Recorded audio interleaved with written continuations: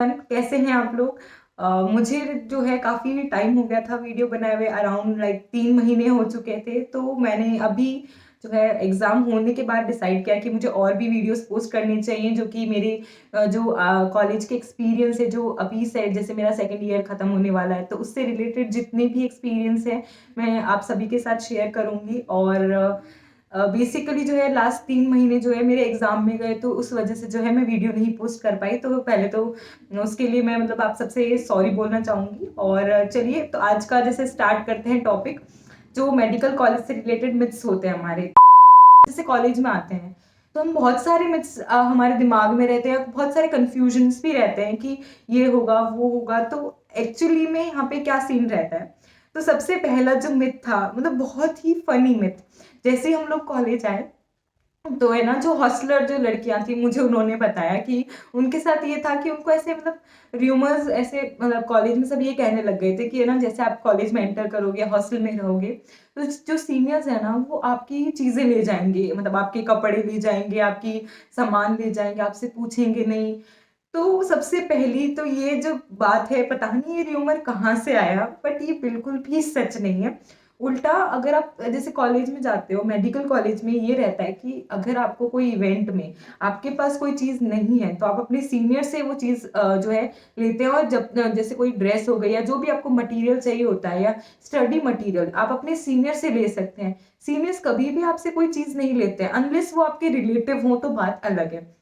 तो ये बिल्कुल भी अपने दिमाग से निकाल दो कि आप जैसे कॉलेज जाओगे तो आपसे चीजें छीन ली जाएगी। उल्टा आपको ज्यादातर हेल्प ही मिलती है यहाँ पे, ऐसा बिल्कुल भी नहीं है। तो पहली चीज तो ये क्लियर।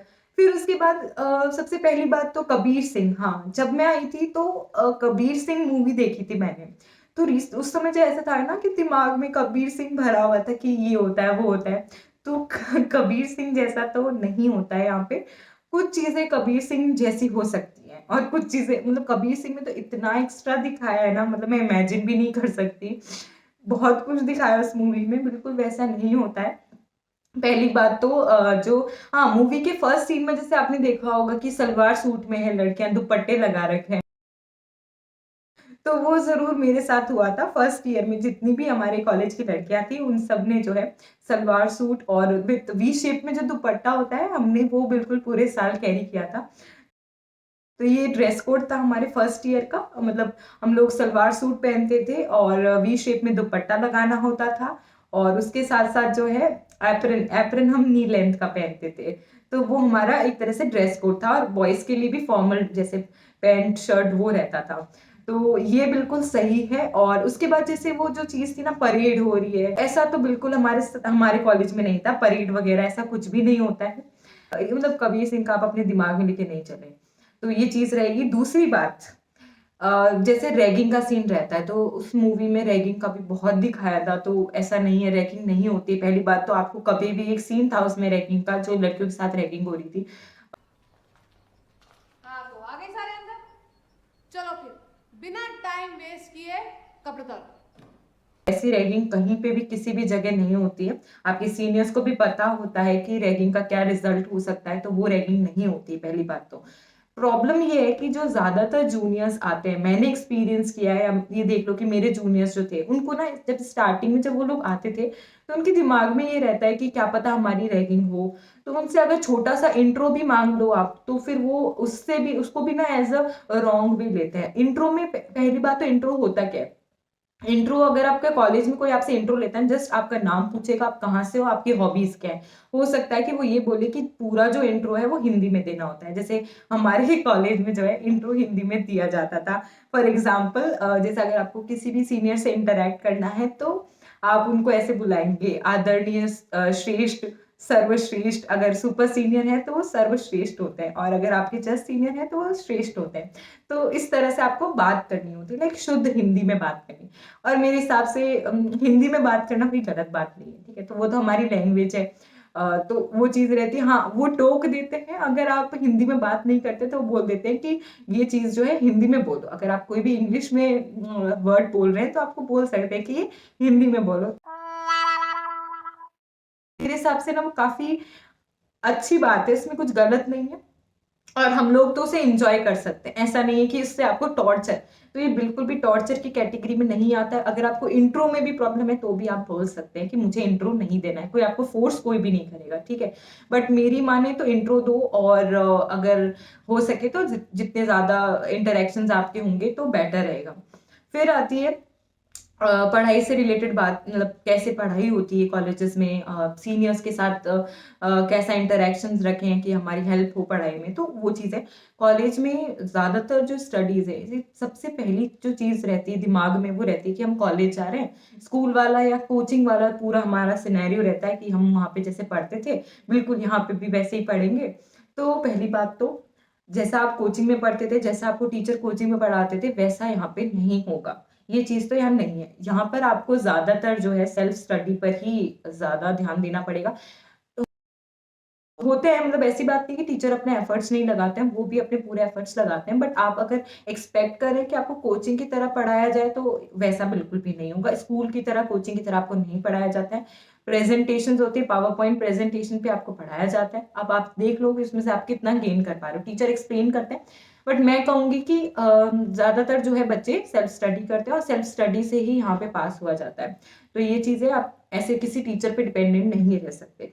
फिर अगर आपको पढ़ना है तो इम्पोर्टेंट जो चीजें होती है, नोट्स जो होते हैं, इंपॉर्टेंट टॉपिक्स हैं, वो आपके सीनियर्स आपको मार्क करके दे देते हैं। तो ये रहता है यहाँ पे।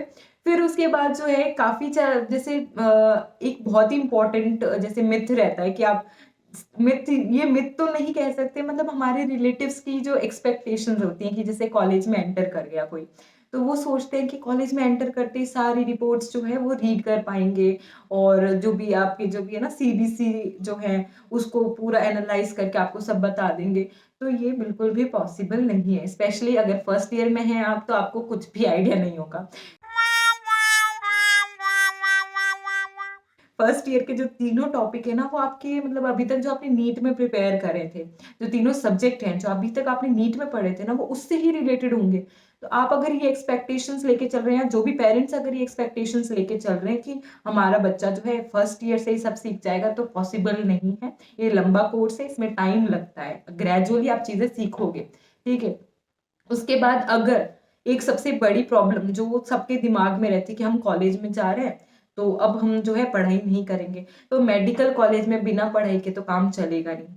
चल सकता है मे बी आप फर्स्ट ईयर निकाल दो, सेकंड ईयर थर्ड ईयर वो आपसे नहीं निकलेगा। तो बेटर ऑप्शन ये है कि कम पढ़ो चाहे, पर डेली बेसिस पे थोड़ा थोड़ा पढ़ना है। अदरवाइज यहाँ पर जो है फेल बहुत होते हैं बच्चे, डिटेन भी बहुत होते हैं, आपको यूनिवर्सिटी एग्जाम में भी नहीं बैठने दिया जाएगा। तो ये सारी चीजें रहेंगी अगर आपने पढ़ाई नहीं करी तो। अगर कोई भी सीनियर आपको बोलता है कि पढ़ना नहीं है, तो आपको नहीं सुनना उनकी, ठीक है। आपको उन सीनियर की सुनना है जो बोलता है कि पढ़ना है, ठीक। तो आप उनकी सुने, ऐसे सीनियर से दूर रहें आप, बिल्कुल। उसके अलावा एक बहुत ही इंपॉर्टेंट मिथ तो नहीं कह सकती मैं, बट हाँ एक मेरी तरफ से बहुत इंपॉर्टेंट टिप है कि यहाँ पे जब आप कॉलेज में जाओगे ना, आपको हर तरह के लोग मिलेंगे। कुछ नेगेटिव होंगे, कुछ पॉजिटिव होंगे। आपको अपनी कंपनी जो है बहुत अच्छे से चूज करनी है। बहुत तरह के लोग यहाँ पे मिलेंगे आपको। जैसे स्टार्टिंग के ना कुछ टाइम तक आपके कुछ बहुत ही अच्छे दोस्त होंगे, आपका ग्रुप बहुत बड़ा होगा स्टार्टिंग में, पर जैसे जैसे जाएंगे ना तो आपका ग्रुप छोटा होता जाएगा, और वो बेटर भी होगा, क्योंकि आप धीरे धीरे उन लोगों के साथ जाएंगे जिससे आपकी वाइब मैच करती है, ठीक है। तो स्टार्टिंग में ना ज्यादा किसी पे ट्रस्ट नहीं करना है, ज्यादा किसी से ओवर शेयर भी नहीं करना है। ट्रस्ट नहीं करना, ओवर शेयर नहीं करना है स्टार्टिंग में, और किसी भी तरह की कोई भी एडिक्शन वगैरह जो है उससे भी दूर रहना है। स्टार्टिंग का जो 1-2 महीना है उसमें आपको अपने आप को एनालाइज करना है, किस सिचुएशन में कैसे हैंडल करना है, ये सब सीखना है। 1-2 महीने आपको उसमें देना है। तो ये सारी जो है चीजें थी फर्स्ट ईयर से रिलेटेड, तो आपको इन सारी चीजों का जो है ध्यान देना है। और आने वाले वीडियोस में आपने जो भी और भी एक्सपीरियंस है, जो भी फेस्ट हुए हैं हमारे, जो भी हमारे इवेंट्स होते थे कॉलेज में, जो मैंने अलग अलग एक्सपीरियंस किए, मैं उसके बारे में आपको बताऊंगी। और बाकी अगर कोई भी डाउट है, और अगर कॉलेज से रिलेटेड या कोई भी नीट से रिलेटेड, तो मुझे कमेंट सेक्शन में जरूर बताएं। Thank you.